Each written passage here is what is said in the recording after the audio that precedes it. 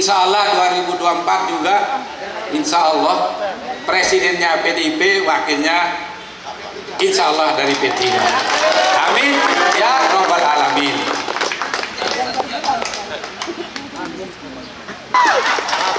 Assalamualaikum warahmatullahi wabarakatuh. Waalaikumsalam warahmatullahi wabarakatuh. Selamat siang, salam sejahtera untuk kita semuanya. Bismillah, Bismillah, alhamdulillah, wa syukurillah, wala khala wala quwwata illa billah. Bu Ermalena, terima kasih sudah mewakili Pak Ketum P3, sudah hadir dari DPP P3, terima kasih.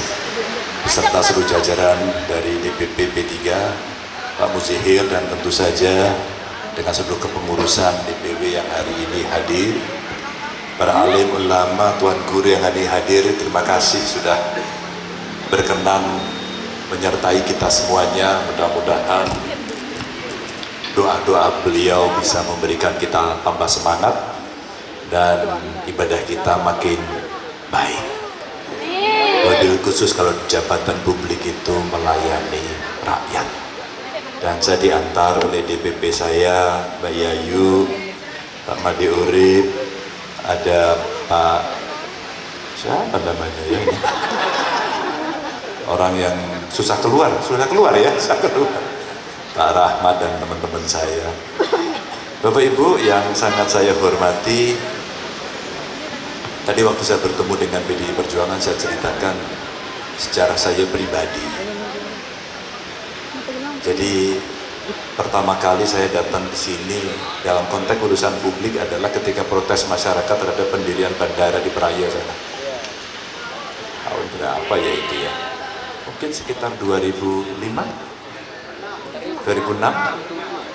ya, 2006. Dan saya bertemu dengan petani-petani yang waktu itu ya belum setuju lah begitu. Itu pertama kali perjumpaan saya dan makin tahu. Setelah itu jadi gubernur, ada bencana gempa.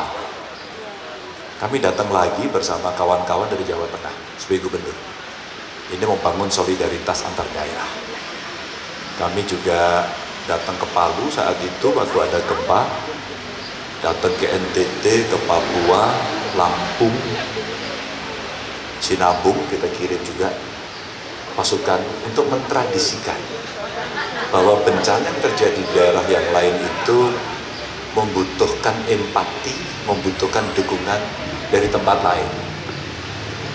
Dan kebetulan alhamdulillah banyak kawan-kawan saya yang ada di NTB ini, ya teman-teman politisi, tentu kepala daerah, sahabat-sahabat saya, termasuk tadi saya sampaikan petani tembakau. Mereka kategorinya sering main ke rumah saya di Semarang untuk memperjuangkan nasibnya.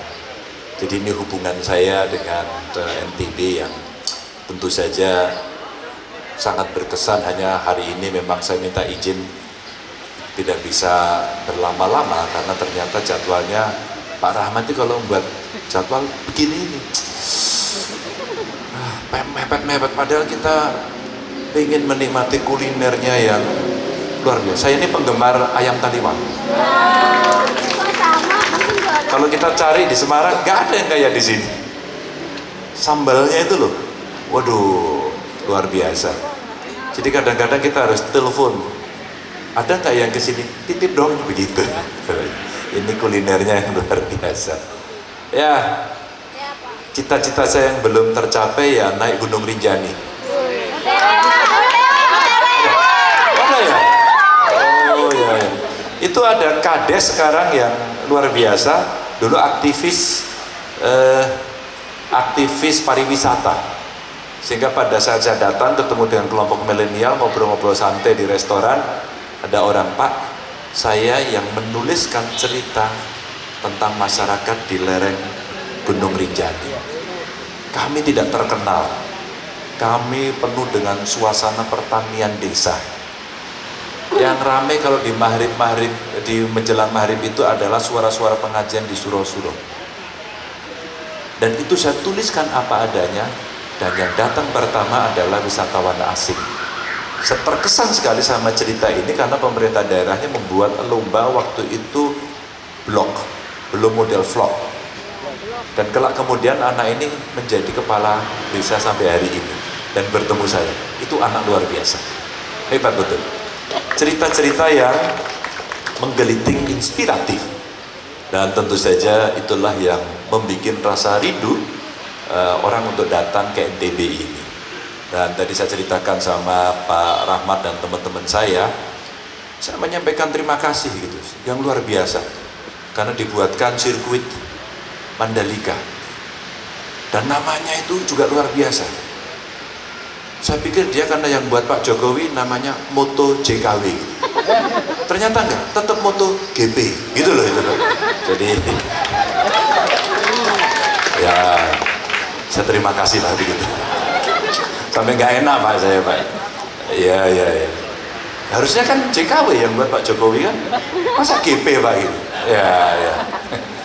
Itu. Ya. Silakan Pak kalau mau merokok Pak. Nggak apa-apa Pak, karena teman saya petani tembakau Pak di sini. Bapak Ibu, ini cerita hubungan kedekatan. Tapi yang kedua, peta politiknya kami sudah diajari oleh para tokoh yang ada di sini. Tentu saya sering bertanya pada Pak Rahmat, gimana petanya? Tenang aja Pak, betul. P3 itu 3 besar dan banyak tuan guru yang hadir di sini. Maka dalam konteks bersinergi, harapan kita, kami malah kepingin, dan ini saya kira arahan Bu Mega waktu P3 datang untuk pertama kali, partai yang datang kepada kami dan bergabung adalah P3. Itu yang ada. Dan pada saat itu disampaikan bahwa kita akan bekerja sama dan bergotong royong. Kalau di situ PDI Perjuangan kuat, maka kita yang memimpin. Tapi kalau di situ P3 yang kuat, maka P3 yang harus memimpin. Kira-kira begitu. Maka ini kesetaraan yang coba kita bangun dalam kerjasama politik. Dan tentu saja sejarah tadi yang Pak Ketua DPW sampaikan, Pak Muzyari sampaikan tadi adalah ya sejarah lama antara PDI dengan P3, PDI Perjuangan dengan P3. P3 itu satu-satunya partai Orde Baru yang masih tersisa. Loh iya loh. PDI jadi Perjuangan, Golkar jadi partai, yang masih original tinggal P3. Dan jangan salah Bapak Ibu, saya ini dengan Yai Maimun juga, dengan Mbah Mun tuh saya dekat sekali. Kebetulan tanggal lahirnya sama-sama saya. Jadi beliau ceritakan sebelum beliau pergi haji, dan itu perjalanan beliau terakhir. Dan sayalah orang yang disuruh Bu Mega untuk bertemu beliau, dan saya datang ke tempat beliau sore hari. Dan disitulah sekitar jam 5 sore beliau belum sholat asar. Para santrinya meminta beliau menjadi imam sholat asarnya, dan ditunda sampai 3 kali. Kali ketiga itulah beliau mengatakan, kamu aja yang imami, saya mau sholat asar sama Mas Ganjar. Itulah di kamar yang sempit itu, saya makmum sama beliau. Disitulah beliau mengijazahi banyak hal ke saya. Merinding saya baru mendengar cerita itu. Dan baru tahu setelah itu beliau pergi ketemu Bu Mega sebelum pergi haji.